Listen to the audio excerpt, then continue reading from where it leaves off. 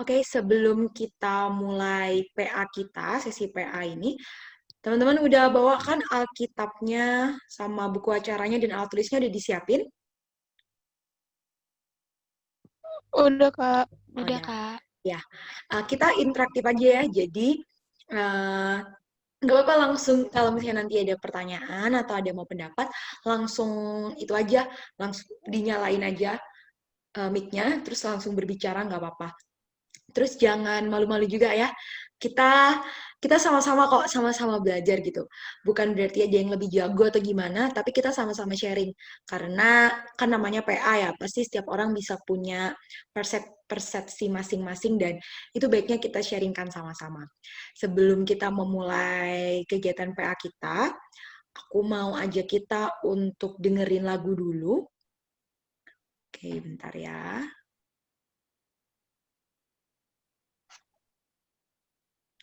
Kita mau dengerin lagu I Will Follow Him. I Will Follow Him ini akan jadi tema PA kita juga. Kita akan dengerin lagu ini dan boleh nyanyi ya, nyanyi dari tempatnya masing-masing.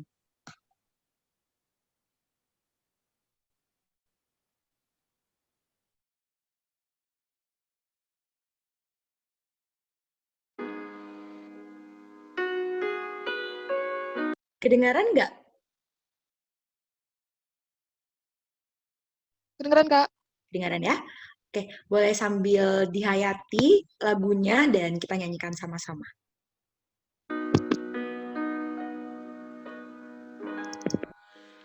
I will follow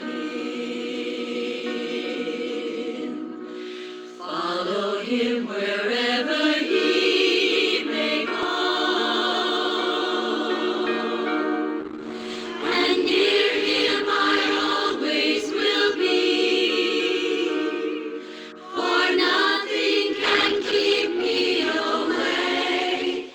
He is my destiny.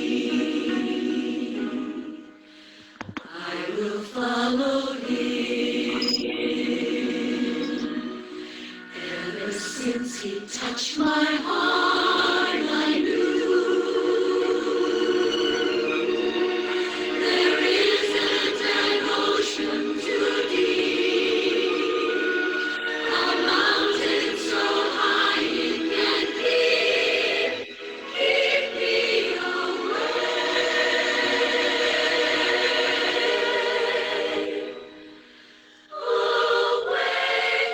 from his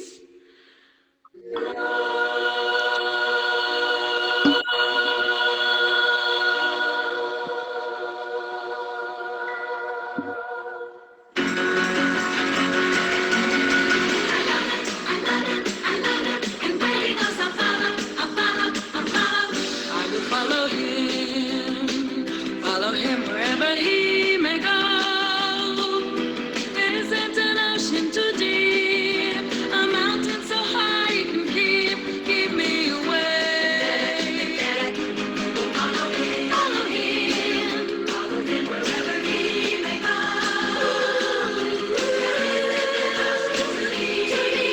A mountain so high it can keep us away from his love. Oh, yeah. Oh, yes, I love him. I'm gonna follow. He'll always be my true love. From now until forever. I love him. I follow you.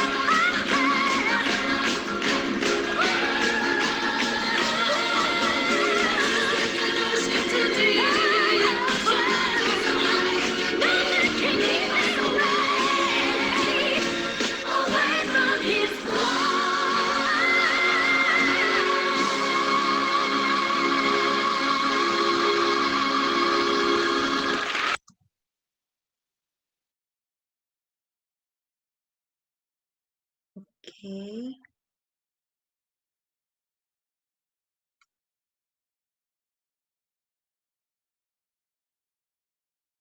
Kita akan memulai sesi PA kita. Sebelumnya, mari kita sama-sama bersatu dalam doa.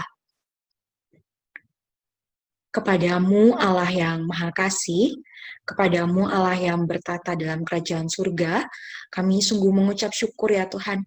Pertama-tama kami mau mengucap syukur karena kami memiliki Allah seperti Engkau, Allah yang penuh kasih setia, Allah yang selalu menyertai kami, dan Allah yang juga selalu memberikan kepada kami pengampunan dan juga kebaikan ya Tuhan, walaupun terkadang kami masih lalai dan masih sering jatuh dalam dosa.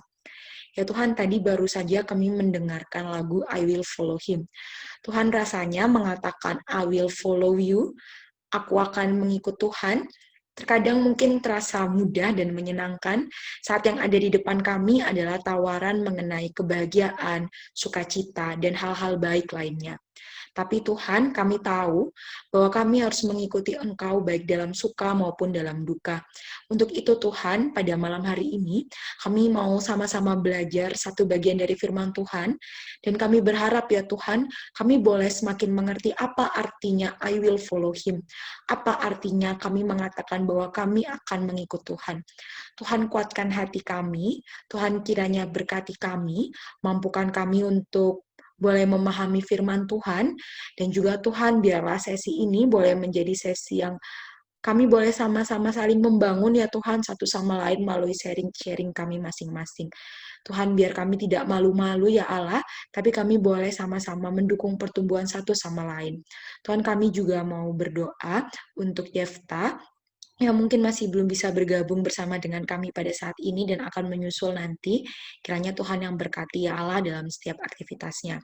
Tuhan kami mau mohon ampun untuk setiap dosa-dosa dan kesalahan kami. Layakkan kami ya Tuhan untuk membaca dan merenungkan firman Tuhan. Dalam nama Tuhan kami Yesus Kristus kami berdoa dan mengucap syukur. Amin. Aku mau sapa sekali lagi. Shalom teman-teman. Shalom, Kak. Kelihatan Shalom, kan Kak. PowerPoint-nya? Kelihatan ya PowerPoint-nya ya? Kelihatan, Kak. Oke. Iya. Kita akan PA, judulnya, nanti kalau misalnya tiba-tiba suaraku hilang atau nanti terjadi misalnya nggak kelihatan atau apa, langsung kabarin aja ya. Langsung open mic aja. Oke, kita sekarang akan PA dari Matius 16 ayat 20 sampai 27 dengan judul PA-nya I Will Follow Him. Kita mau baca sama-sama dulu. Boleh dibuka Alkitabnya.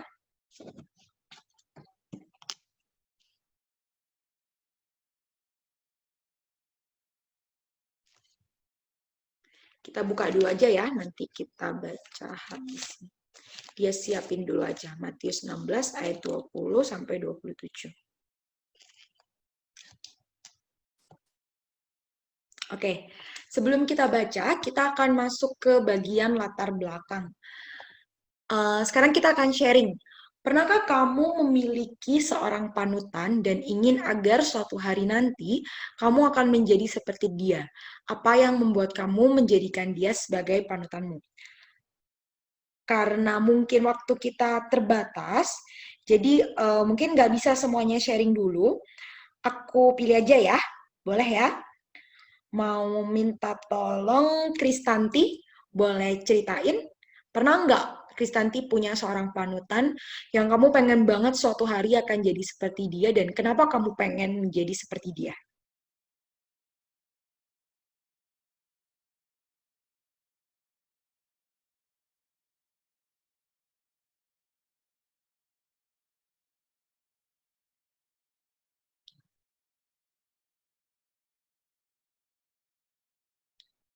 Kristanti?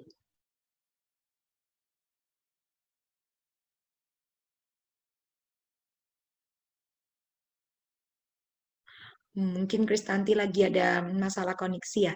Boleh neke?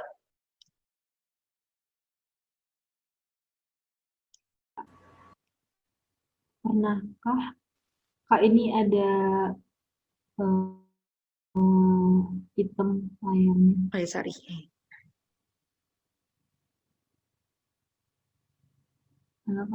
Kalau misalnya seorang panutan itu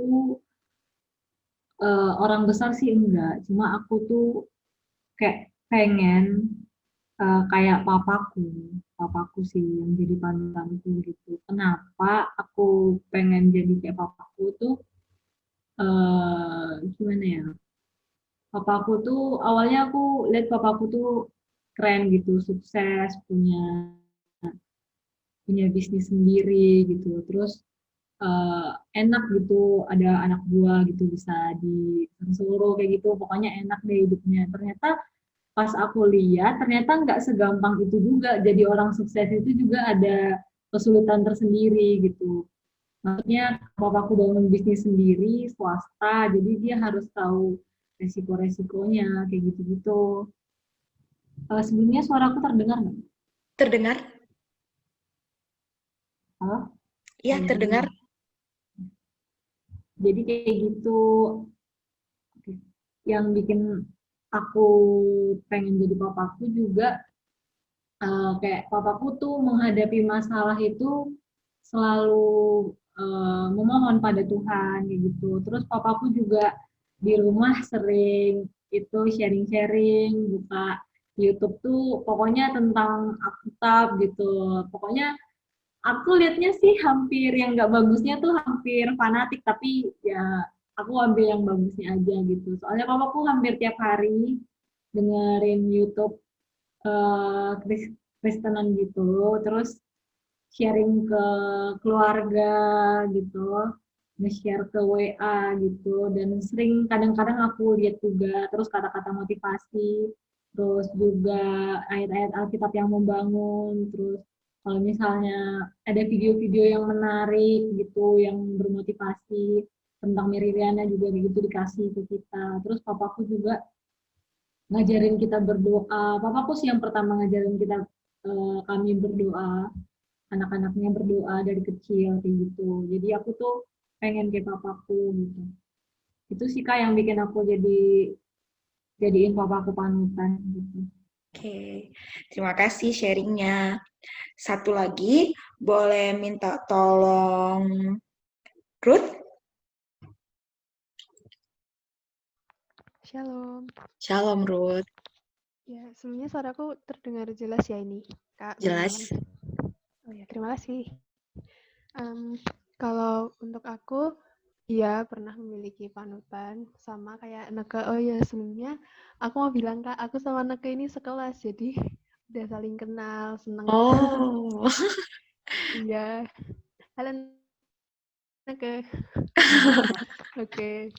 Kalau untuk memiliki panutan, ya kalau ini ya sih ada sama kayak Neke, lebih ke orang tua sih, ke papa, ke mama, karena aku melihat untuk orang tuaku mereka juga sama-sama kayak takut akan Tuhan, terus juga ngajarin dari kecil tuh ya jadi anak yang patuh, jadi anak yang nurut gitu kan, terus juga tetap ya setia sama Tuhan, mengandalkan Tuhan kayak gitu sampai sekarang, dan juga dicontohin juga sama orang tua. Nah, untuk ke depan ya itu sih mau jadi seperti mereka ya, dan pastinya juga lebih baik lagi dari mereka. Kalau ya itu untuk yang kelihatan ya. Kalau misalnya tapi kalau benar-benar dalam diri, maaf Kak, suara dari adikku. nggak apa-apa. Nah, itu ya, itu sebentar ya Kak. Ya,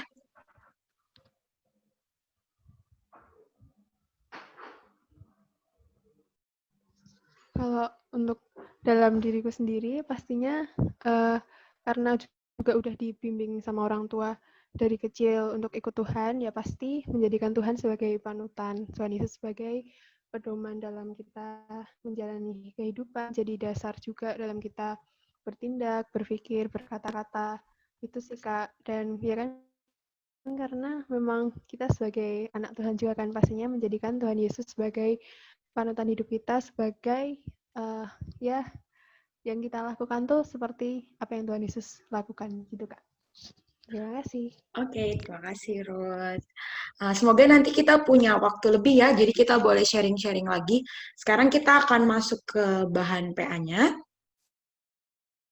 Oke, so, hmm.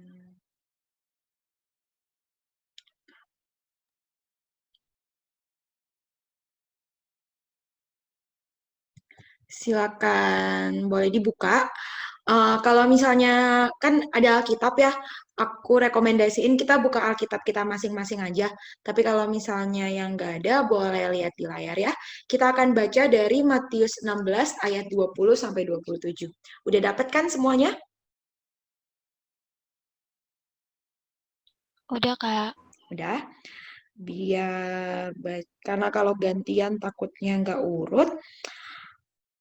Mau minta tolong 4 ayat pertama dibaca sama Cynthia. Nanti 4 ayat berikutnya akan dibaca sama aku. Boleh Cynthia?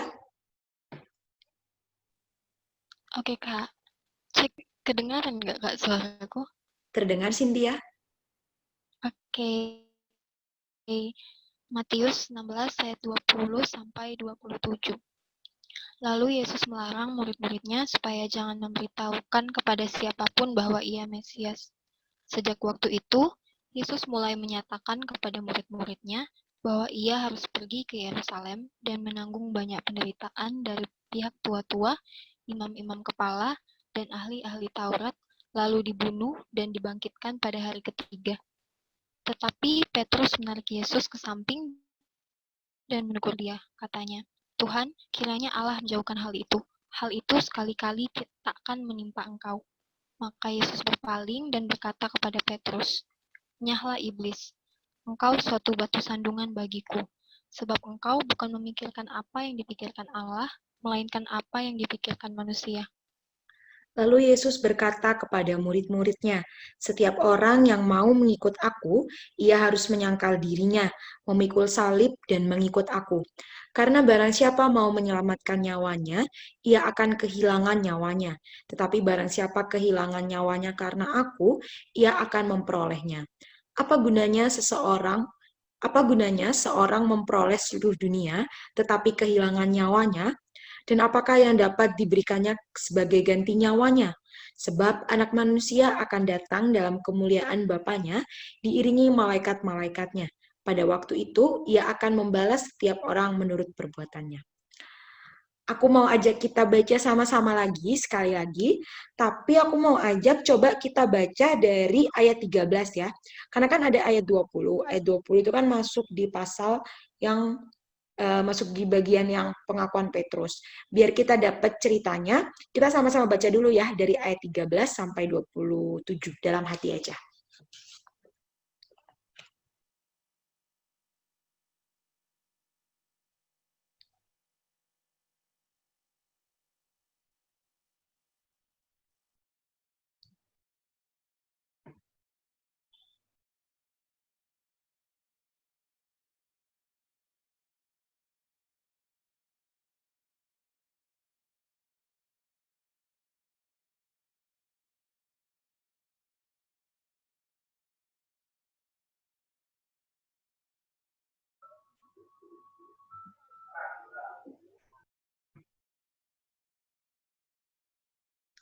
Halo Yefta.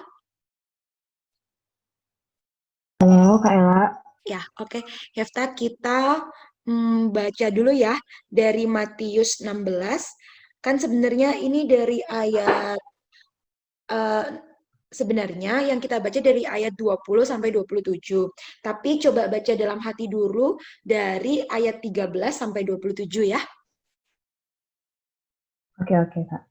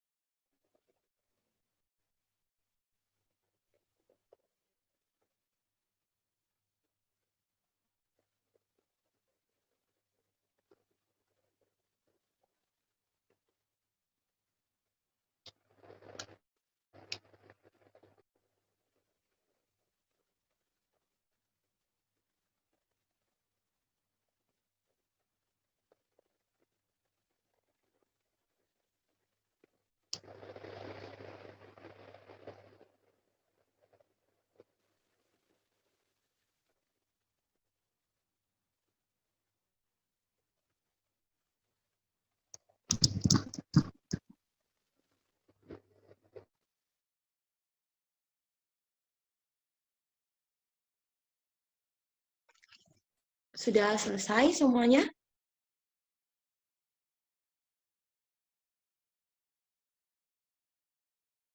Ada yang masih baca?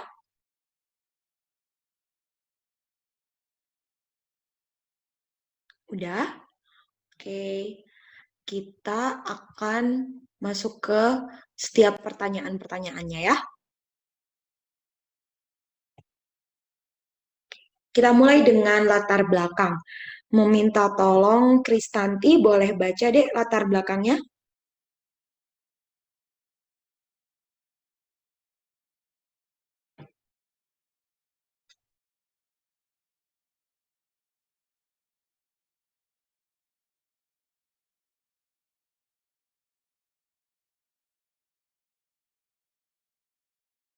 Kristanti?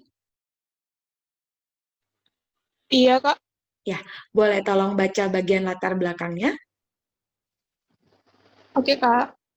Latar belakang, Mesias adalah sosok yang paling didambakan oleh masyarakat Yahudi. Konsep Mesias dalam pikiran mereka adalah orang yang akan membawa kemenangan bagi bangsa Israel atas penjajahan Romawi. Mesias selalu digambarkan segagah Raja Daud dan akan datang dalam kemuliaan. Ketika Petrus menyebut Yesus Mesias, bisa dilihat dalam Matius 16 ayat 16, secara langsung Petrus juga telah mengakui bahwa Yesus adalah sosok yang selama ini didambakan kedatangannya oleh dunia. Namun apa yang terjadi selanjutnya? Apakah Yesus benar-benar adalah Mesias sesuai pemikiran orang-orang Yahudi? Lalu, apakah konsep yang benar tentang Mesias itu akan mempengaruhi para murid yang telah mengikutinya? Oke, kita akan belajar sama-sama ya. Oke, Kak.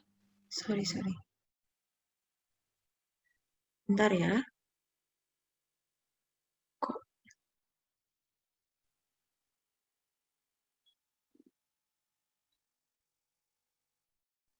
Lagi proses, Kak.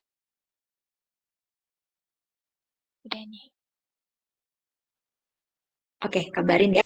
Udah? Oke. Kita tadi udah baca bagian latar belakangnya. Sekarang kita ke setiap pertanyaannya. Pertanyaan pertama, ini dari ayat 20 dan tolong untuk pertanyaan pertama ini, boleh minta tolong Ruth untuk baca pertanyaannya dan jawab. Oke, Kak. Pertanyaan pertama. Apa yang dilakukan Yesus setelah Petrus menyebutnya Mesias dan kenapa Yesus melakukannya? Menurut ayat 20 sampai 21. Dijawab sekalian, Kak. Halo? Apakah terdengar? Oh iya. Iya, bener Ruth. Silakan dijawab sekalian. Sebentar. Yang dilakukan Yesus adalah Yesus melarang murid-muridnya supaya mereka jangan memberitahukan kepada siapapun bahwa ia adalah Mesias. Nah, kemudian sejak waktu itu, Yesus pun mulai menyatakan kepada murid-muridnya bahwa ia harus pergi ke Yerusalem dan menanggung banyak penderitaan dari pihak tua-tua, imam-imam kepala, dan ahli-ahli Taurat. Kemudian dibunuh dan dibangkitkan pada hari yang ketiga. Oke. Ada dua ya berarti. Kita akan bahas dari yang ayat 20 dulu. Tadi di ayat 20 kita tahu bahwa yang dilakukan Tuhan Yesus di ayat 20 itu melarang murid-muridnya supaya jangan memberitahukan kepada siapapun bahwa ia Mesias. Kalau menurut Ruth, kenapa kira-kira Tuhan melarang murid-muridnya untuk jangan beritahukan kepada siapapun bahwa ia Mesias? Kalau menurutku sebelumnya kan pernah juga dengar, maksudnya ngikutin firman tentang ini. Nah itu karena belum waktunya, Kak. Belum waktunya buat orang-orang tahu kalau Tuhan itu adalah Mesias. Jadi baru diberitahukan, maksudnya baru untuk disampaikan ke murid-muridnya aja. Begitu, Kak. Belum waktunya ya. Untuk yang ayat 20 dulu, teman-teman yang lain ada punya pendapat nggak? Boleh pendapat ini boleh setuju dan menambahkan, atau boleh juga, kayak menurut aku bukan gitu deh, Kak. Ada yang punya pendapat ayat 20?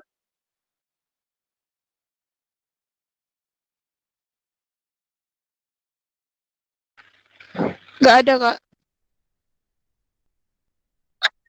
Nggak ada?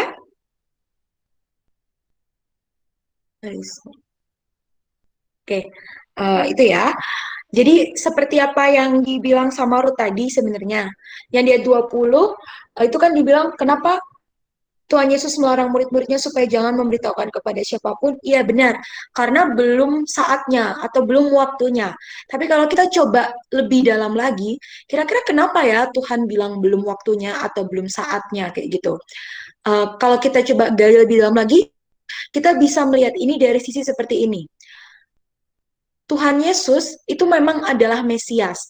Tapi seperti yang kita baca di sini tadi, di bagian latar belakang, sebenarnya Mesias itu adalah sosok yang paling didambakan oleh masyarakat Yahudi. Tapi konsep Mesias menurut orang-orang Yahudi adalah Mesias itu adalah orang yang akan membawa kemenangan bagi bangsa Israel atas penjajahan Romawi. Karena dalam kondisi saat itu, bangsa Israel itu sedang di bawah penjajahan Romawi. Jadi bisa kita bayangkan kalau sosok yang didambakan orang Yahudi sebagai Mesias itu adalah orang yang akan membawa kemenangan. Dan bahkan disebutkan juga di sini tuh digambarkan bahwa dia itu akan segagah Raja Daud dan akan datang dalam kemuliaan. Mungkin kalau misalnya dipikir-pikir, bisa jadi mereka akan memikirkan bahwa uh, Mesias itu akan datang dari kerajaan, dia akan dari lahir udah baiklah, udah mewah hidupnya seperti itu, udah megah gitu. Tapi ternyata kalau kita nanti pelajari lebih dalam, Yesus punya pandangan sendiri atau Yesus itu mau membenarkan apa sebenarnya yang disebut dengan Mesias gitu. Bahwa Mesias itu adalah orang yang akan menyelamatkan bukan dari physically. Karena kan kalau misalnya membebaskan dari penjajahan itu lebih ke fisik ya, lebih ke fisik, lebih ke bagian duniawinya. Tapi kalau yang Yesus maksudkan itu nantinya itu adalah kemenangan atau kebebasan dari dosa itu secara rohani kayak gitu. Nah, bisa kita bayangkan ya, kalau misalnya nih dari awal murid-murid Yesus udah ngasih tahu ke orang-orang, Yesus itu Mesias loh gitu. Kita bisa lihat nanti mungkin ada orang kan nggak percaya. Ah, masa Tuhan Yesus lahir aja dari anak tukang kayu, hidupnya kayak gitu, bukan di kerajaan, lahir di kandang domba. Masa dia Mesias? Nggak mungkin dong kayak gitu. Mungkin ada persepsi-persepsi seperti itu. Dan dengan persepsi seperti itu, akhirnya nanti setiap karya-karya yang dilakukan Tuhan Yesus itu bisa aja orang-orang jadi nggak percaya gitu karena orang udah skeptis duluan, udah nggak yakin duluan, udah nganggep kebohongan duluan kayak gitu. Bisa terjadi kemungkinan kayak gitu. Atau kemungkinan yang lain bisa juga karena mereka tahu nih Tuhan Yesus Mesias, padahal Tuhan seperti itu, bisa jadi orang-orang itu makin pengen membunuh Tuhan Yesus. Bisa jadi seperti itu. Atau mungkin juga bisa aja nih kalau kita pikir-pikir karena tahu nih, oh Yesus Mesias, Mesias kan akan membebaskan kita dari penjajahan. Udah Tuhan Yesus ditaruh di medan perang aja. Nah, hal-hal seperti itu sebenarnya bisa aja buat nanti karya Tuhan Yesus sampai ke kayu salib itu jadi apa ya? Jadi kayak tersendat-sendat. Kalau kita coba ingat-ingat cerita tentang Tuhan Yesus yang menyembuhkan orang sakit. Akhirnya tersebarlah cerita. Tuhan Yesus itu tabib menyembuhkan orang sakit. Akhirnya banyak orang yang datang ke Tuhan Yesus untuk disembuhkan sakitnya seperti itu. Dan akhirnya waktu itu kan Tuhan bilang kan, bukan ini loh tujuanku datang ke dunia. Nah, seperti itu. Bisa jadi sebenarnya hal seperti itu yang membuat belum tiba loh waktunya untuk memproklamirkan atau untuk mendeklarasikan bahwa Yesus adalah Mesias. Gitu. Sampai sini ada yang mau memberikan pendapat atau mau bertanya atau gimana? Ayat 20. Aman? Aman, Kak, dari aku. Oke, masuk ke ayat 21. Tadi Ruth udah jawab kalau apa yang di ayat 21 itu yang dilakukan Tuhan Yesus adalah sejak waktu itu Yesus mulai menyatakan kepada murid-muridnya bahwa ia harus pergi ke Yerusalem, menanggung banyak penderitaan, dan dibunuh dan dibangkitkan pada hari ketiga. Kalau menurut Ruth, kenapa Ruth kok Tuhan Yesus melakukan itu? Kenapa Tuhan Yesus mengasih tahu itu? Maaf Kak, gimana tadi Kak? Bisa diulang? Oke, kan di ayat 21 tadi Ruth jawab kalau yang dilakukan Tuhan Yesus itu Tuhan Yesus menyatakan kepada murid-muridnya bahwa ia harus pergi ke Yerusalem, menanggung banyak penderitaan, lalu dibunuh dan dibangkitkan pada hari yang ketiga. Kenapa ya Ruth kok Tuhan Yesus melakukan itu? Kenapa Tuhan Yesus ngasih tahu murid-muridnya bahwa ia akan kayak gitu? Oke Kak, aku coba jawab ya. Hmm, Ya, ya Ruth. ini kan Tuhan Yesus menyatakannya ke murid-muridnya. Murid-murid itu kan berarti ya bisa dibilang orang-orang yang benar-benar dekat sama Tuhan, yang Tuhan percaya gitu kan. Jadi kan tadi dia udah maksudnya kan Tuhan Yesus udah memberitahukan kalau dia adalah Mesias. Jadi dia mulai menyatakan ke murid-muridnya kalau sebentar lagi tuh aku bakal kayak gini-gini loh. Aku akan ke Yerusalem, aku akan menanggung banyak penderitaan dan seperti itu tadi. Nah, tapi Tuhan Yesus tuh kayak belum jelas gitu loh. Jadi mungkin terus kan di ayat selanjutnya Petrus itu eh, menegur Tuhan. Dia bilang kiranya Allah menjauhkan hal itu daripada Tuhan. Nah, itu tadi. Jadi kalau kenapa ya mungkin Tuhan mau kasih taunya tuh nggak secara langsung. Jadi ya sedikit demi sedikit tapi dia mulai menyatakan gitu loh apa sih tujuan Tuhan buat datang ke dunia, yaitu buat menyelamatkan seluruh umat manusia gitu Kak. Oke, terima kasih Ruth. Ada teman-teman yang mau menambahkan atau lain? Aku mau nambahin dikit, Kak. Kalau menurutku, kenapa Tuhan Yesus bilang gitu ke murid-muridnya? Karena mereka itu murid-muridnya Yesus. Itu kayak jadi peringatan gitu ke murid-muridnya kalau pasti setidaknya mereka juga terkena akan mengalami penderitaan yang sama gitu loh Kak dengan Yesus. Karena mereka murid-muridnya Yesus gitu. Gitu aja Kak. Halo? Terdengar Kak.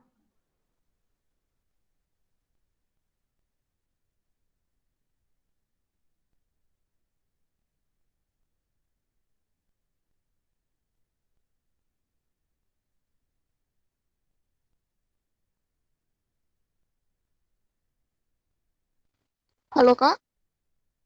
Loh, Sinyal mungkin. Terputus mungkin, Kak.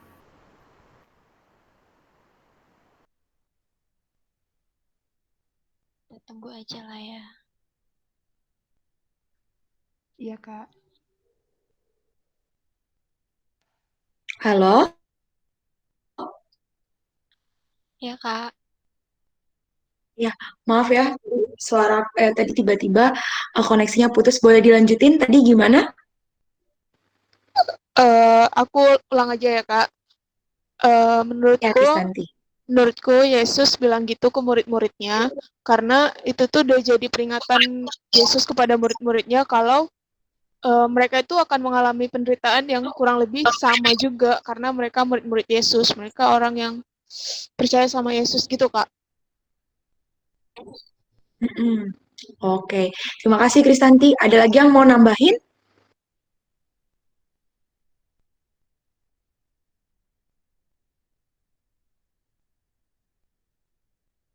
Ada yang mau nambahin lagi? Boleh ya, nggak usah malu-malu, nggak apa-apa.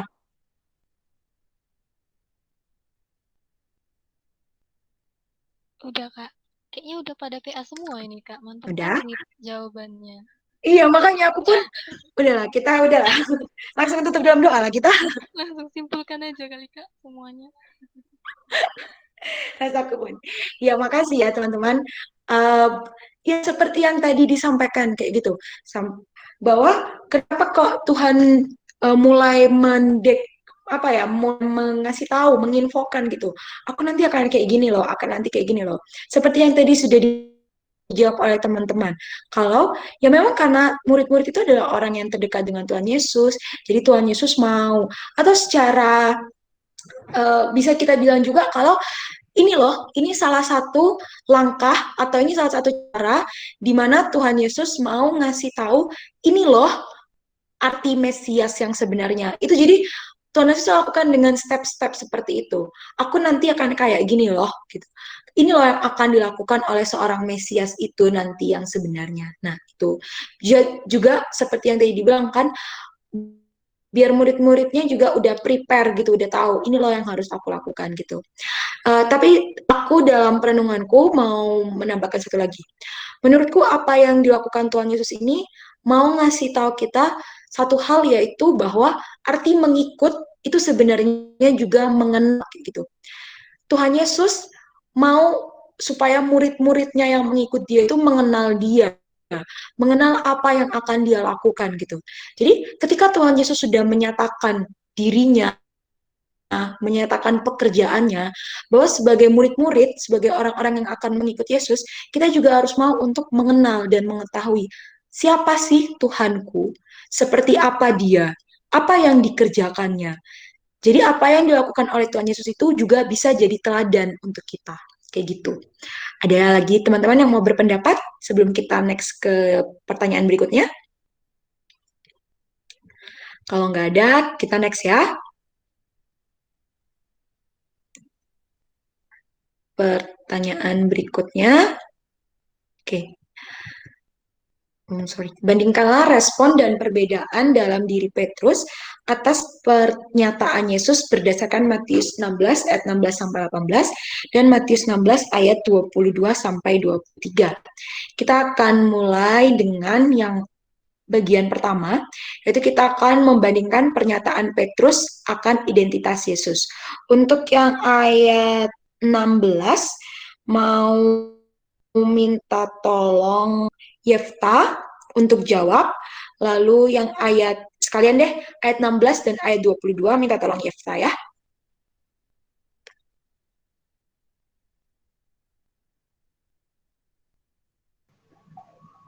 Jadi di Matius 16 ayat 16 dikatakan, maka jawab Simon Petrus, engkau adalah Mesias, anak Allah yang diurapi. Sedangkan ayat 22 mengatakan bahwa, tapi Yesus menarik Yesus ke samping dan menegur dia. Katanya, Tuhan, kiranya Allah menjauhkan hal itu sekali-kali takkan menimpa engkau. Nah, jadi menurut pendapatku, pada ayat 16 itu Petrus udah yakin mengakui kalau Yesus itu Mesias, anak Allah yang hidup. Tapi di ayat ke-22 Petrus itu kayak apa ya, belum benar-benar mengenal apa sesungguhnya Mesias itu, karena ketika Tuhan menjelaskan apa tugas Mesias, dia malah mengatakan kiranya Allah menjauhkan hal itu. Padahal itu memang tujuan Tuhan untuk datang ke sini gitu. Jadi di ayat 16, seperti Petrus itu seperti udah mengenal Tuhan, mengenal Mesias, tapi di ayat 22, Petrus malah tidak mengenal sesungguhnya Mesias itu apa dan kurang percaya terhadap hal itu gitu. Dari itu gitu. Oke, itu ya. Ini lebih ke observasi sih sebenarnya ya. Apa pernyataan Yesus Petrus, kemudian respon Petrus akan pernyataan Yesus di ayat 16 dan 22. Terima kasih Yefta. Nah sekarang kita masuk yang bagian B. Untuk yang bagian B, minta tolong Cynthia untuk baca dan jawab. Oke, Kak. Jadi yang pertama, bagaimana respon Yesus dan identitas apa yang disematkan kepada Petrus? Kalau respon Yesus itu di ayat ke-18, Yesus mengatakan bahwa Petrus, engkau adalah Petrus dan di atas batu karang ini aku akan mendirikan jemaatku dan alam maut tidak akan menguasainya. Jadi itu responnya positif kayak gitu terhadap pernyataan Petrus bahwa Tuhan Yesus itu adalah Mesias. Sedangkan kalau identitas apa yang disematkan kepada Petrus, kalau di BIMK-nya kita lihat bahwa Petrus adalah batu yang kuat. Identitas yang disematkan itu batu yang kuat. Kalau misalnya di Alkitab kita di terjemahan baru pakai batu karang. Nah, maksudnya itu batu karang atau batu yang kuat itu dijadikan pernyataan Petrus bahwa Tuhan Yesus itu adalah Mesias itu dijadikan alas batu gitu untuk membangun gerejanya atau jemaatnya kalau misalnya di terjemahan baru. Jadi dari pernyataan Petrus itu yang dari pernyataan Petrus sebagai gimana jelaskannya bahwa Petrus itu sebagai batu karang atau batu yang kuat itu dijadikan alas atau dasar untuk membangun kerajaan Tuhan. Sedangkan kalau misalnya di ayat 23 itu respons Yesus itu malah berkebalikan. Kalau di ayat 23 Yesus berpaling dan berkata kepada Petrus, "Nyala iblis, engkau suatu batu sandungan bagiku, sebab engkau bukan memikirkan apa yang dipikirkan Allah, melainkan apa yang dipikirkan manusia." Jadi, respon Yesus ini malah negatif kayak gitu, kayak tidak menyetujui atau memarahi si Petrus inilah mungkin kalau bisa dibilang. Nah, identitas apa yang disematkan kepada Petrus? Identitasnya itu batu sandungan atau kalau kita bahasakan itu sebagai penghalang gitu. Nah, berkebalikan juga dari yang sebelumnya. Kalau di ayat 18, Petrus itu sebagai batu yang kuat atau di mana di atas alas batu itulah Tuhan akan mendirikan jemaatnya atau sebagai batu yang membangun kerajaan Allah. Sedangkan kalau misalnya di ayat 23 malah sebagai penghalang gitu. Itu Kak. Jadi berkebalikan. Oke, terima kasih Cynthia. Iya. Iya, bisa kita lihat ya, kalau sebelumnya Yesus itu bilang Petrus itu sebagai batu yang kuat kayak gitu di ayat 16 sampai 18 dan di ayat 22 sampai 23 Tuhan justru bilang bahwa apa yang dilakukan Petrus itu membuat dia jadi batu sandungan seperti itu. Kita sekarang yang ke bagian C. Yang bagian C minta tolong Ineke. Oke, yang bagian C. Bagaimana sikap Petrus yang tergambar dari perkataan Yesus di ayat 17? Di sini kata Yesus kepadanya, "Berbahagialah engkau Simon bin Yunus, sebab bukan manusia yang menyatakan itu kepadamu, melainkan Bapa-Ku yang di sorga." Terus yang kedua, bagaimana sikap Petrus yang tergambar dari perkataan Yesus di ayat 23? Maka Yesus berpaling dan berkata kepada Petrus, "Enyahlah iblis, engkau suatu batu sandungan bagiku, sebab engkau bukan memikirkan apa yang dipikirkan Allah, melainkan apa yang dipikirkan manusia." Jadi perbedaannya di sini, di ayat 17 itu Petrus berbicara, yang berbicara dalam diri Petrus itu adalah Bapa, Allah itu sendiri. Sedangkan pas di ayat Matius 16 ayat 23 itu yang berbicara itu adalah manusia, bukan Allah. Itu sih Kak, perbedaan mendasarnya itu. Makanya tadi dikatakan dia menjadi batu sandungan, karena yang bicara itu bukan Bapa lagi, tapi manusia. Gitu Kak. Itu sih dari aku. Oh, ya, terima kasih Neke. Tapi kalau misalnya itu kan tadi Neke udah bandingin ya ayat 17 sampai sama 23. Apa yang tadi melatar belakangi juga si Petrus bisa kayak gitu. Kalau dari sikapnya, kalau menurut Neke sendiri, sikap apa sih yang terlihat dari diri Petrus kalau berdasarkan apa yang Tuhan bilang di ayat 17?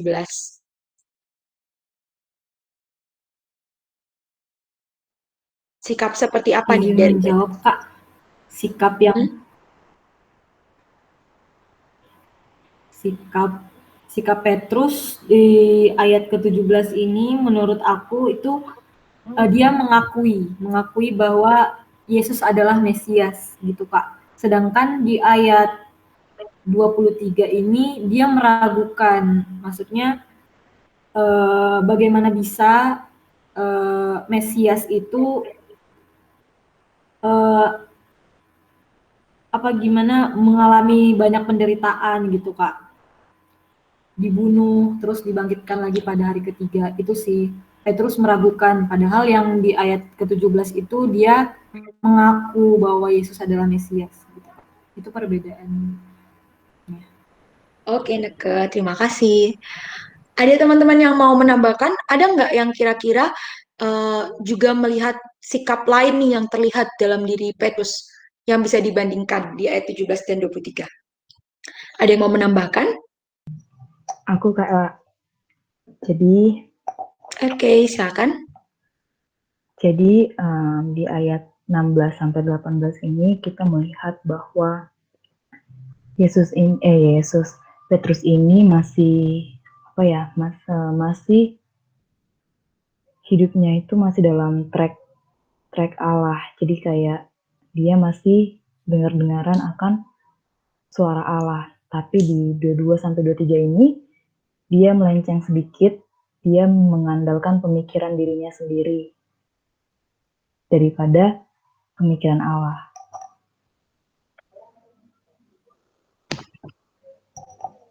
Sudah Kak. Oke, terima kasih. Ada lagi?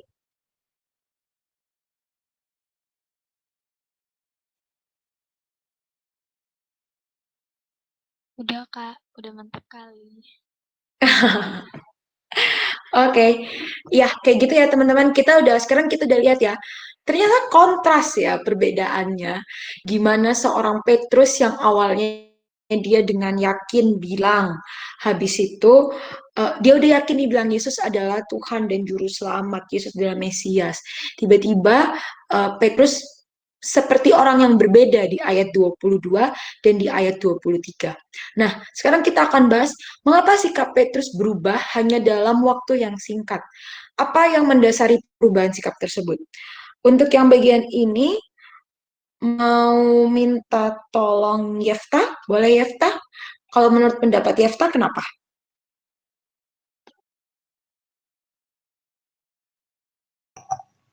Kalau menurut pendapatku, aku kurang tahu sih sebenarnya kalau dilihat secara singkat itu kenapa dia bisa berubah. Tapi ini menggambarkan diri kita juga sebagai pengikut Kristus. Kadang kita bisa berubah secepat itu dan aku nggak tahu kenapa aku bisa berubah.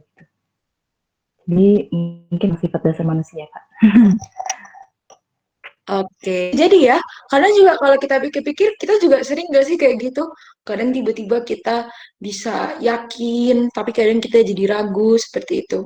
Sifat dasar manusia, ini bisa jadi salah satu faktor. Kalau menurut teman-teman yang lain, ada nggak yang memikirkan faktor lain yang bisa membuat pantesan ya si Petrus berubah kayak gitu, atau gimana gitu? Kita sekarang kita coba posisikan jadi Petrus. Kenapa ya Petrus bisa berubah gitu? Aku mau Kak, maaf Nila. Iya? Boleh Iya, izin halo? dulu nggak Kak? Soalnya ada kerjaan disuruh. Iya, Ranita, nggak apa-apa. Nanti kalau misalnya sempat, join lagi aja ya. Oke Kak, izin ya teman-teman. Ya, ya, ya, jangan lupa tutup dalam doa dulu ya, Ranita. Semangat ya.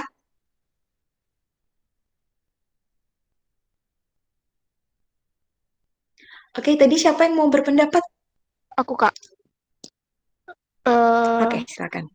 Jadi kalau menurutku kenapa sikap Petrus itu berubah karena didasarkan sama latar belakang persepsi bangsa Yahudi tadi, karena mungkin pada awalnya Petrus tuh berpikir kalau Yesus tuh kayak superhero gitu, bakalan melawan kejahatan, padahal nyatanya nanti Yesus akan mengalami banyak penderitaan, bahkan dibunuh dan dibangkitkan lagi gitu Kak, berhubungan sama latar belakang tadi itu.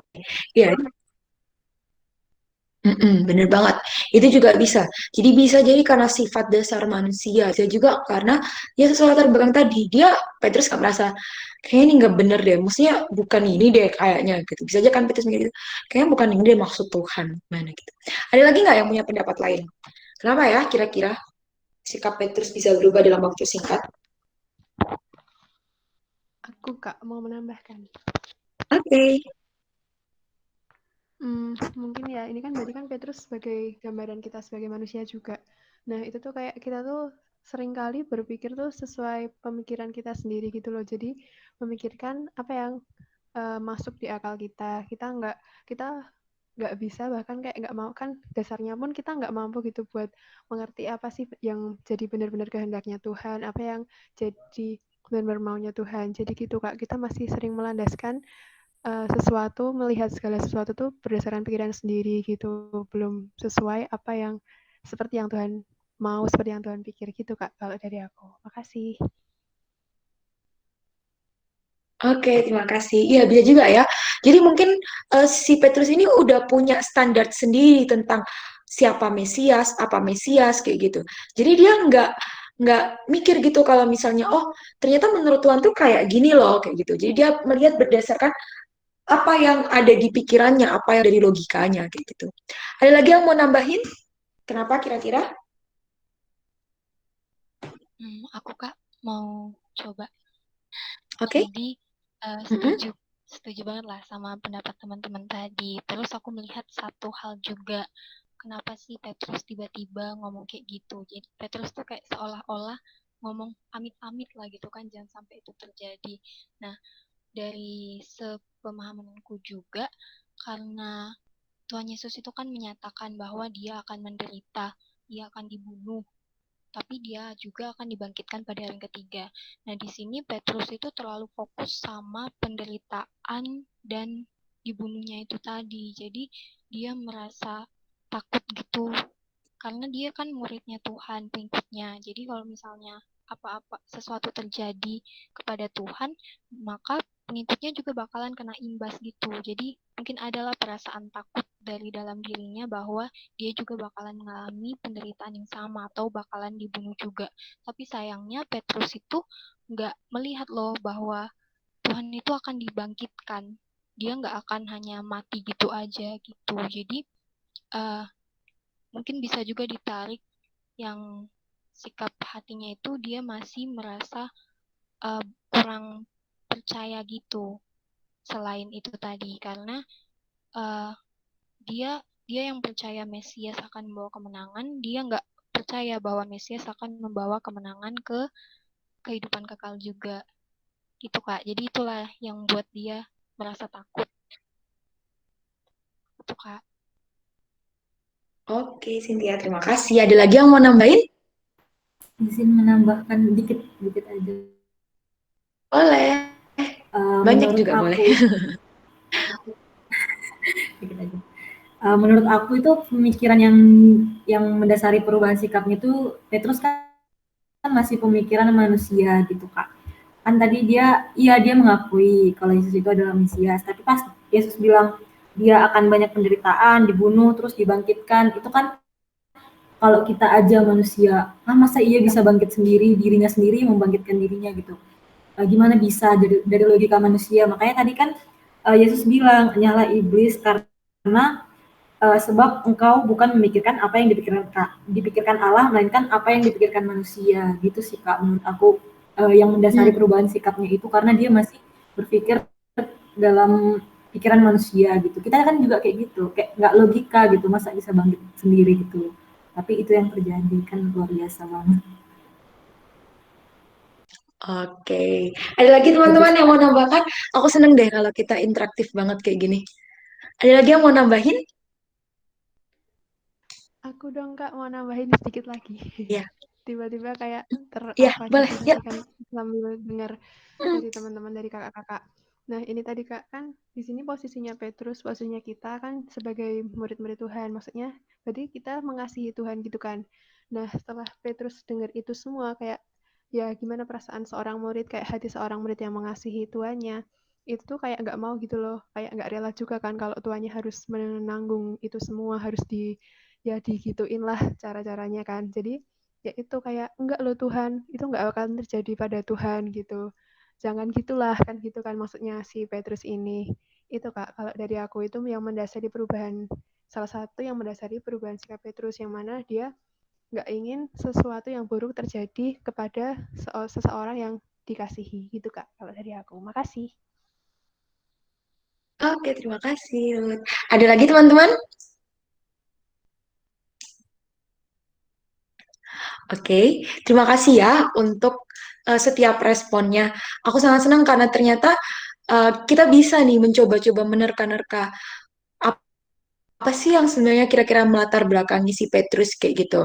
Nah, semua itu bisa aja teman-teman, bisa aja memang tadi kalau aku bandingkan ini bisa aja ekstrim yang Petrus saking sayangnya sama Tuhan Yesus, gurunya, dia nggak mau gurunya kayak gitu, tapi bisa juga uh, ekstrim yang Petrus sayang, tapi sayangnya sama dirinya. Jadi dia tuh nggak mau gitu kalau misalnya dia mau ikut jadi muridnya seorang Mesias, tapi dia nggak siap untuk jadi murid seorang Mesias yang ternyata tugasnya itu adalah harus mati di kayu salib, harus seperti itu kayak gitu.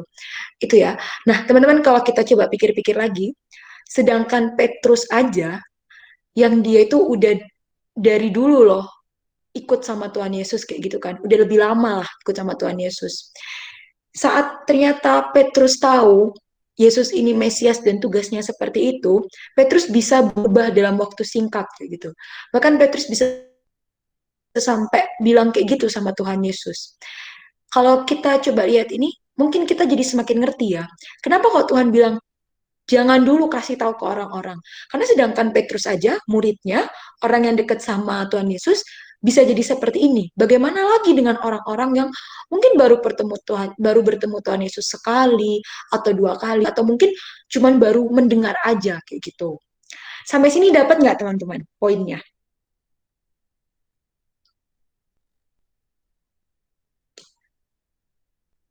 Aman? Aman, Kak. Aman. Oke, kita lanjut ya. Kita lanjut ke bagian berikutnya. Sekarang, jelaskan syarat-syarat seorang yang mau mengikuti Yesus berdasarkan ayat 24 seperti di bawah ini. Gini dulu, dari ayat 24 dulu. Mau minta tolong sama, karena tadi udah hampir semua, minta tolong sama Yefta lagi ya. Yefta boleh nggak coba jabarkan kalau menurut Yefta, apa syarat-syarat seseorang yang mau mengikuti Yesus berdasarkan ayat 24? Berdasarkan ayat 24, syarat orang yang mau mengikuti Yesus itu harus menyangkal diri dan mengikut salib. Itu Pak, menyangkal diri, mengikut salib, mengikut Kristus. Menyangkal diri, memikul salib, mengikut Kristus ya. Oke. Sekarang kita akan lihat satu-satu. Yang pertama harus menyangkal diri. Kita lihat di sini. Kemudian Yesus berkata kepada pengikut-pengikutnya, orang yang mau mengikut aku harus melupakan kepentingan sendiri, memikul salibnya, dan terus mengikut aku. Gitu. Kalau menurut teman-teman, apa sih arti dari harus menyangkal diri itu? Apakah aku bukan Marella, bukan, aku bukan Yefta. Menyangkal diri itu seperti apa sih? Menyangkal dirinya atau seperti apa? Ada nggak yang mau ngasih pendapat menurut kamu menyangkal diri itu seperti apa?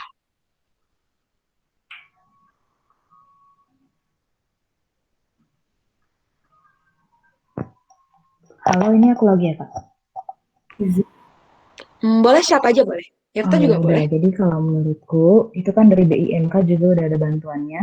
Menyangkal diri itu melupakan kepentingannya sendiri. Seperti Yesus yang melupakan kepentingannya sendiri, dia melupakan dirinya yang bahwa adalah anak raja dan harus turun ke dunia untuk melayani manusia. Begitu juga kita harus melupakan kepentingan kita sendiri dan melayani sesama. Dan menyangkal diri itu lebih ke tidak menomorsatukan diri kita, tapi menomorsatukan pelayanan kita, menomorsatukan pelayanan kita terhadap orang-orang lain dibandingkan diri kita. Dan memikul salib juga nggak Kak? Atau masih menyangkal diri? Menyangkal diri dulu. Ya, jadi itu menyangkal diri. Melupakan kepentingan sendiri, tidak memiliki egosentris terhadap diri sendiri. Oke. Ada lagi yang mau ngasih pendapat tentang apa itu menyangkal diri? Izin pendapat dikit Kak. Oke, boleh. Menurut aku menyangkal diri itu mematikan keinginan daging dan menumbuhkan keinginan roh. Mungkin itu Kak. Oke, ya. Terima kasih ya. Oke, seperti yang tadi teman-teman jelaskan ya, udah tau lah kita sedikit banyak tentang konsep menyangkal diri. Sekarang kita akan ke yang berikutnya. Syarat berikutnya adalah harus memikul salib. Ayo kita sama-sama buka dari 1 Petrus 2 ayat 21 dulu. 1 Petrus 2 ayat 21.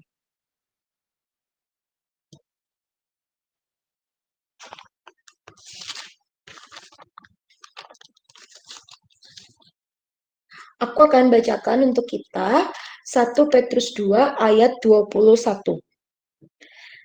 Sebab untuk itulah kamu dipanggil, karena Kristus pun telah menderita untuk kamu dan telah meninggalkan teladan bagimu, supaya kamu mengikuti jejaknya. Sekarang kita buka dari yang pasal 4 ayat 15 sampai 16. Aku akan bacakan lagi. Janganlah ada di antara kamu yang harus menderita sebagai pembunuh, atau pencuri, atau penjahat, atau pengacau. Sorry. Ya benar. Ayat 16-nya, tetapi jika ia menderita sebagai orang Kristen, maka janganlah ia malu, melainkan hendaklah ia memuliakan Allah dalam nama Kristus Yesus. Teman-teman tahu nggak arti salib itu apa?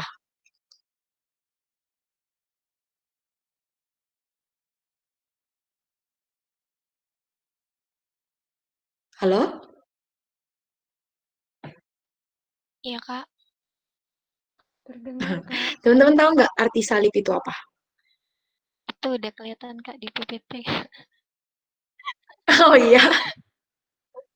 Ya, jadi ketahuan. Oke.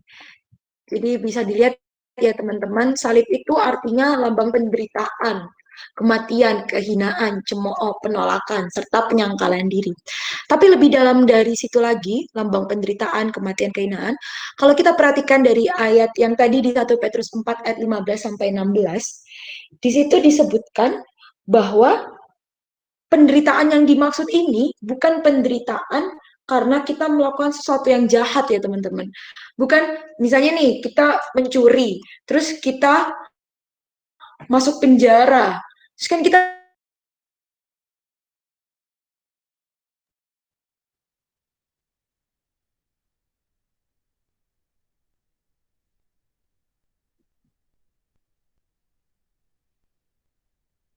sesuatu yang itu benar menurut standar Kristus, tapi mungkin menurut standar dunia itu bukan sesuatu yang benar ya kayak gitu.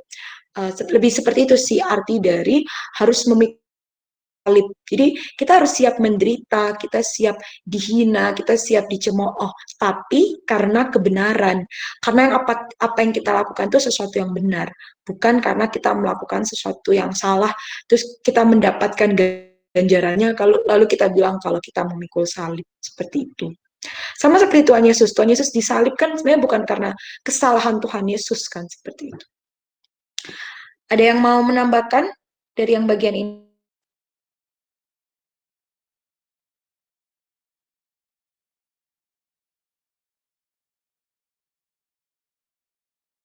Kalau enggak, kita lanjut ke bagian berikutnya ya. Mengikut aku.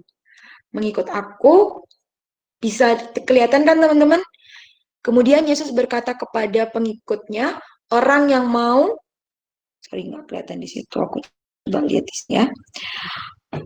Kemudian Yesus berkata kepada pengikut-pengikutnya, orang mau mengikut aku harus melupakan kepentingannya sendiri, memikul salibnya dan terus mengikut aku.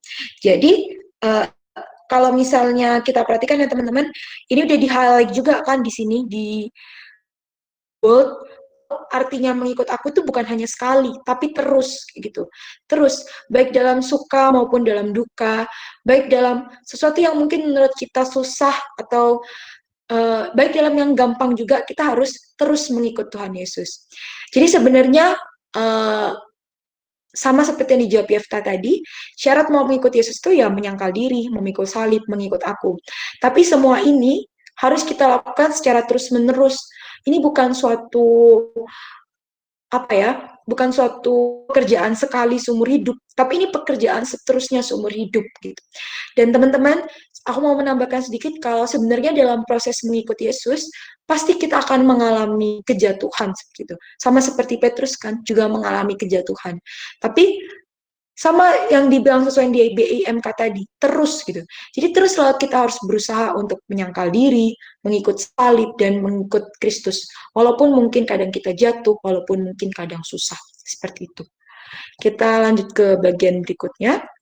Ayat 25 sampai 26 mau minta tolong Ruth boleh baca dan jawab deh. Baik, Kak.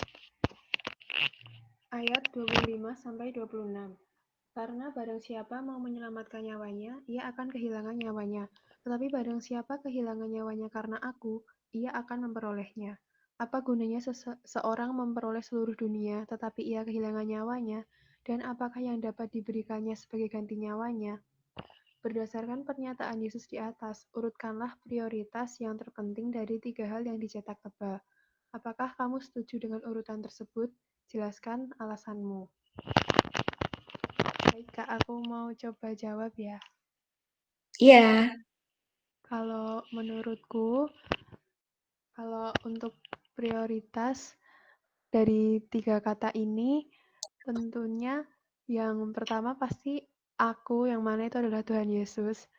Karena gimana ya, itu kan ya tentunya Tuhan di atas, itu prioritas di atas segalanya. Nah, mungkin kan ini karena susunan kalimatnya kan di yang awalnya yang ini dulu, karena barang siapa mau menyelamatkan nyawanya, ia kan kehilangan nyawanya. Nah, terus ini tetapi, nah berarti kan ada perlawanan kan. Nah, jadi kalau kehilangan nyawa karena Tuhan Yesus, justru malah ia atau kita itu akan memperoleh nyawa kita. Apa gunanya sih seseorang memperoleh seluruh dunia kalau dia kehilangan nyawanya? Nah, jadi prioritas pertamanya aku itu atau Tuhan Yesus. Nah, kalau buat yang kedua dan ketiga, aku belum tahu, Kak. Belum paham, belum sampai situ. Oke, terima Iya. kasih ya. Jadi kita tahu kalau yang pertama ini aku, yang dimaksud aku ini adalah Tuhan Yesus. Ada teman-teman yang mau jawab kira-kira yang kedua, ketiga kalau menurut teman-teman apa ya? Kalau kita coba belajar dari struktur kalimatnya, ada yang tahu nggak yang kedua kira-kira apa? Aku mau coba jawab, Kak. Oke, boleh. Kalau menurutku yang jadi prioritas kedua itu nyawanya atau nyawa manusianya, karena baru prioritas ketiga seluruh dunia. Kalau kita baca di situ, untuk apa gunanya seseorang memperoleh seluruh dunia, tetapi ia kehilangan nyawanya? Berarti bisa disimpulkan kalau nyawa itu lebih penting daripada isi dunia, gitu, Kak. Oke, ya kayak gitu ya. Jadi yang pertama aku seluruh dunia, aku nyawa baru seluruh dunia. Itu kalau yang dari ayat 25 sampai 26. Teman-teman setuju nggak sama pernyataan ini? Oh iya, Kak. Setuju, Kak. Setuju dong, Kak. Setuju nggak? Kenapa? Kenapa setuju? Maksudnya coba berikan alasan kenapa setuju kayak gitu. Aku ini, Kak. Boleh? Iya, ini. Jadi kan aku nyawa seluruh dunia. Maaf ya, Kak, kalau dengar suara bersin, Kak. Aku nyawa Gak apa-apa. Aku nyawa seluruh dunia. Nah, jadi prioritas utama tentunya Tuhan Yesus, karena benar-benar dari bawah aja ya, Kak, seluruh dunia. Jadi maksudnya tuh, aduh, maaf Kak, belibet aku jadi grogi. Nah, Gak apa-apa. dengan gini deh, kalau maksudnya tanpa Tuhan Yesus, seseorang tuh nggak bakal memiliki nyawa. Nah, kalau seluruh dunia didapatkan, apa sih? Tapi nggak punya nyawa tuh buat apa? Kan nggak bisa menghidupi, nggak bisa hidup di dunia juga. Jadi gitu tadi Kak. Dengan Tuhan kita punya kehidupan atau kita punya nyawa, dan dengan adanya nyawa itu kita bisa ya gitu menikmati kemurahan Tuhan di dunia gitu Kak. Makasih. Oke, terima kasih. Ada yang mau nambahin teman-teman?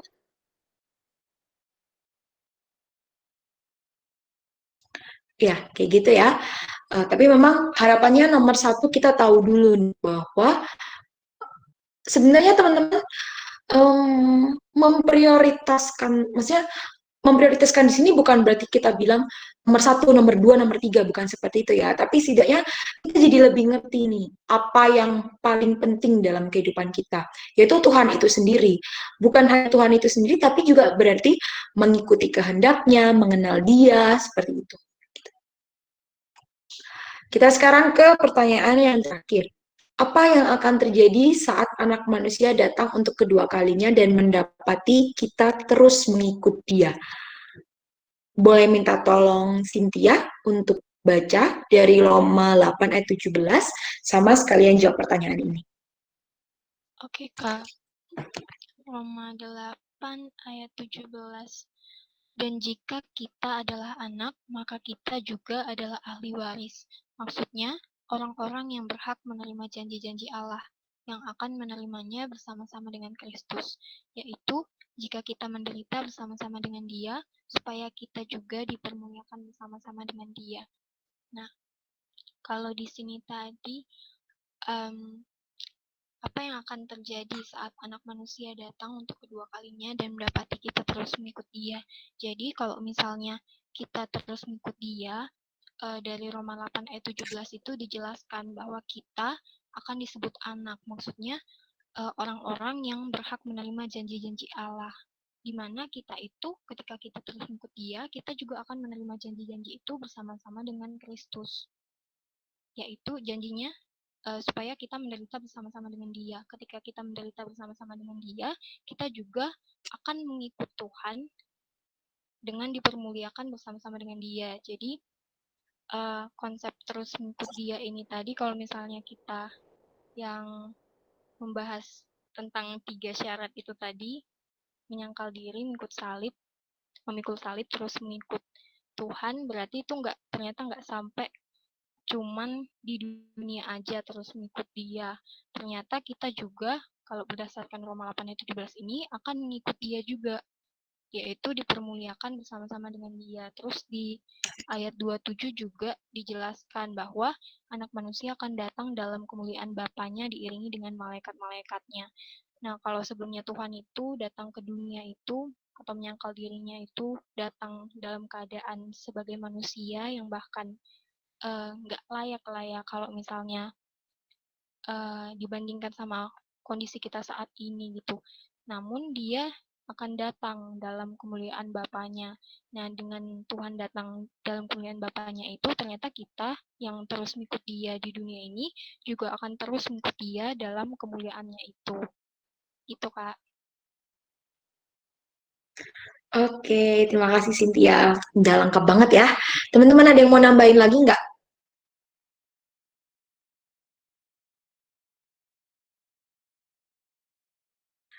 Oke, kalau gitu. Sekarang kita akan baca refleksi dan aplikasi. Untuk refleksi dan aplikasi, mau minta tolong Ruth untuk bacain ya, Ruth ya. Iya Kak.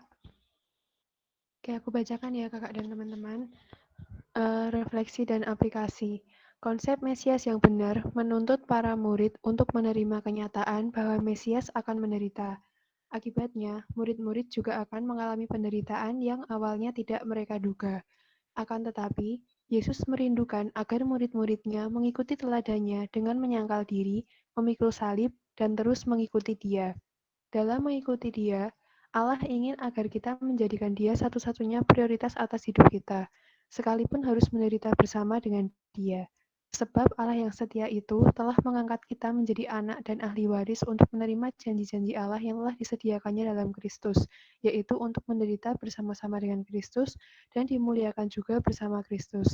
Roma 8 ayat 17. Allah akan memperlengkapi, meneguhkan, menguatkan, dan mengokohkan kita di tengah penderitaan yang dihadapi, hanya karena kasih karunia-Nya, agar kita dapat memperoleh kemuliaan-Nya yang kekal. 1 Petrus 5 ayat 10. Oke, terima kasih ya Ruth. Aku akan lanjutkan bacanya.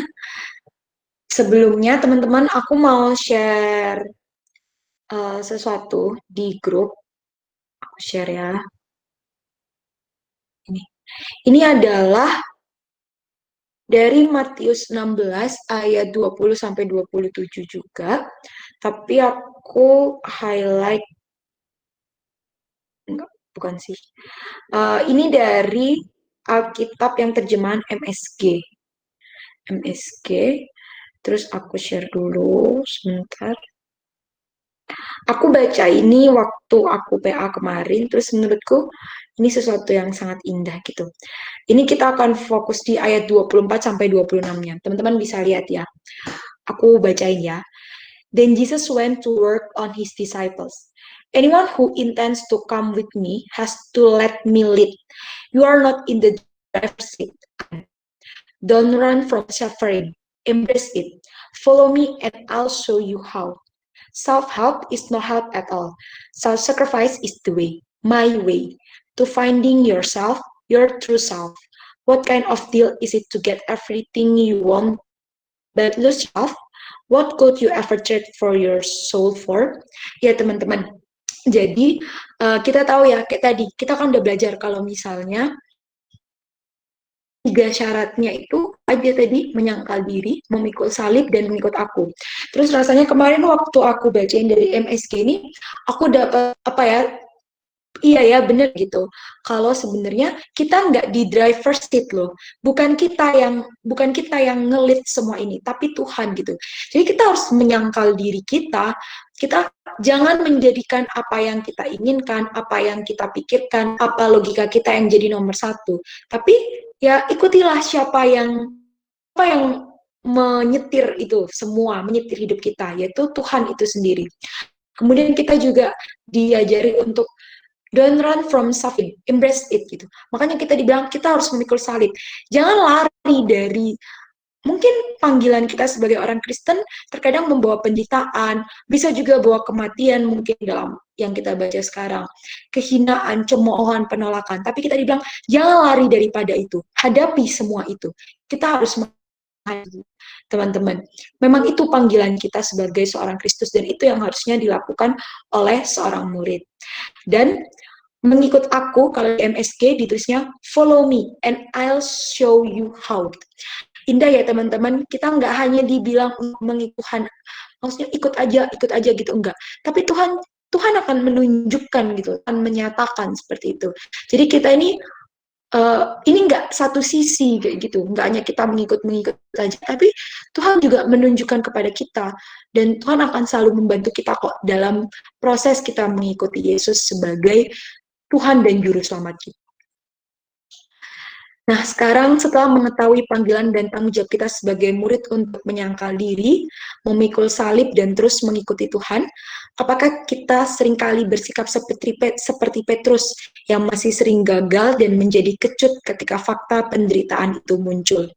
Beranikah kita melepaskan segala kepentingan pribadi kita dan berkomitmen untuk menjadikan Tuhan sebagai satu-satunya dalam hidup kita, bahkan melebihi nyawa kita sendiri? Setelah kita mengetahui bahwa terus mengikut Dia bermakna mengikut Dia selama-lamanya. Seperti tadi ya, bukan hanya di kehidupan dunia ini, tapi untuk selama-lamanya. Apakah kita mau berkomitmen untuk mengikut Dia dan menderita bersama-sama dengan Dia? Sekarang kita akan menuliskan komitmen kita. Aku ajak teman-teman untuk menuliskan komitmen ini, boleh di mana aja. Bahkan kalau teman-teman mau nulisnya di notes handphone, terus nanti di screenshot, jadiin wallpaper atau apa, atau mau di post atau apapun, sangat boleh teman-teman. Mari kita dalam 5 menit ke depan, kita tuliskan komitmen kita untuk menjadi murid yang sejati dan setia mengikutnya, bahkan dalam penderitaan yang akan kita alami. Aku persilakan untuk menuliskan komitmennya.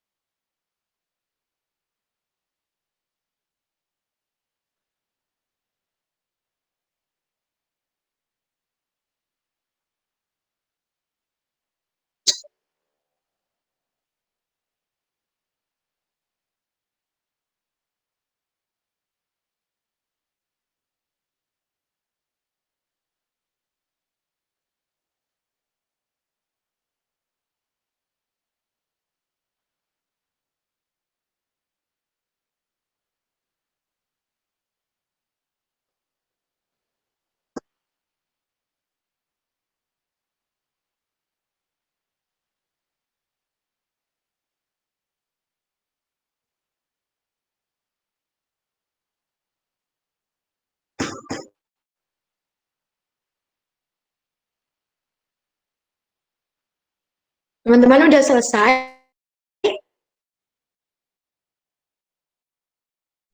Ada yang masih nulis? Aku masih, Kak. Sebentar. Oke, lanjutin dulu aja, nggak apa-apa. Belum masih, Kak. Makasih.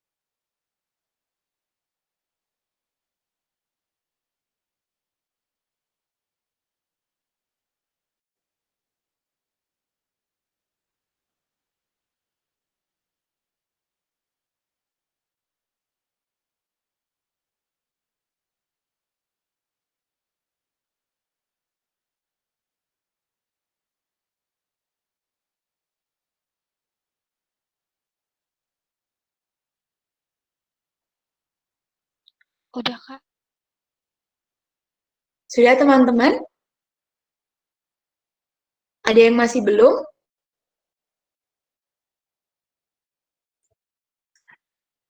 Aku bacain ayat penutup untuk PA kita ya. Sebab kepada kamu dikaruniakan bukan saja untuk percaya pada Kristus, melainkan juga untuk menderita untuk Dia. Jadi teman-teman, bahkan menderita untuk Kristus itu adalah sebuah karunia yang Tuhan berikan kepada kita. Jadi, semoga kita boleh semakin mengerti ya, apa arti Kristus. Bahwa mengikut Kristus, berarti kita juga harus kenal siapa Tuhan kita. Dan kita juga harus mengerti seperti apa sih dan sikap-sikap apa sih yang harus dimiliki oleh seorang pengikut Kristus. Karakter-karakter apa? Kita harus mau menyangkal diri kita harus mau mengikut salib, dan kita harus mau untuk mengikut Tuhan. Dan itu tidak hanya kita lakukan sekali, dua kali, tapi juga seumur hidup kita, dan bahkan sampai seterusnya. Sampai nanti pun kita boleh terus mengikut Tuhan dalam kemuliaannya. Dan juga, sama seperti yang ada di ayat penutup tadi, dan yang sudah kita tuliskan dalam komitmen kita, mengikut Tuhan mungkin kadang akan, dalam proses kehidupan mengikut Tuhan, kita mungkin kadang akan jatuh, kita akan mungkin menemukan kesusahan, tapi jangan menyerah. Kita harus tetap berjuang dan percaya bahwa Tuhan akan memampukan dan menguatkan kita. Kita bersatu dalam doa, mari kita berdoa. Tuhan, kami bersyukur untuk waktu-waktu baik yang Tuhan berikan dalam kehidupan kami. Termasuk Tuhan, mungkin malam ini boleh jadi salah satu waktu baik yang kami syukuri Tuhan. Ketika di tengah keterbatasan kami untuk bertemu, kami boleh PA Tuhan secara online. Kami bersyukur ketika melalui PA ini, kami boleh belajar lagi tuh tentang menjadi pengikut Tuhan.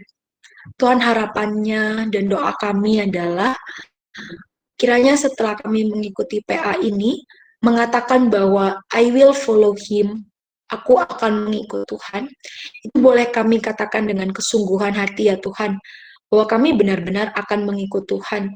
Dan kami tahu ini bukan proses sekali dalam satu waktu Tuhan, tapi ini adalah proses seumur hidup, bahkan seterusnya, bahwa kami akan terus mengikut Tuhan dalam kemuliaan Tuhan nantinya.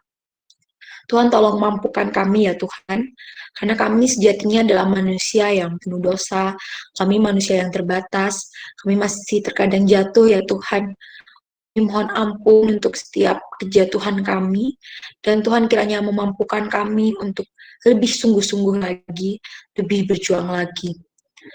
Tuhan, kami percaya bahwa apapun dalam kehidupan ini, kami menghadapinya bersama dengan Tuhan. Dan bahwa Tuhan selalu menunjukkan jalan kepada kami.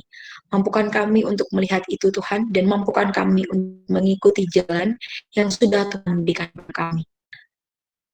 Kami akan melanjutkan aktivitas kami Tuhan, kiranya Tuhan yang berkati kami. Dalam nama Tuhan kami Yesus Kristus, kami berdoa dan mengucap syukur. Amin. Yeay.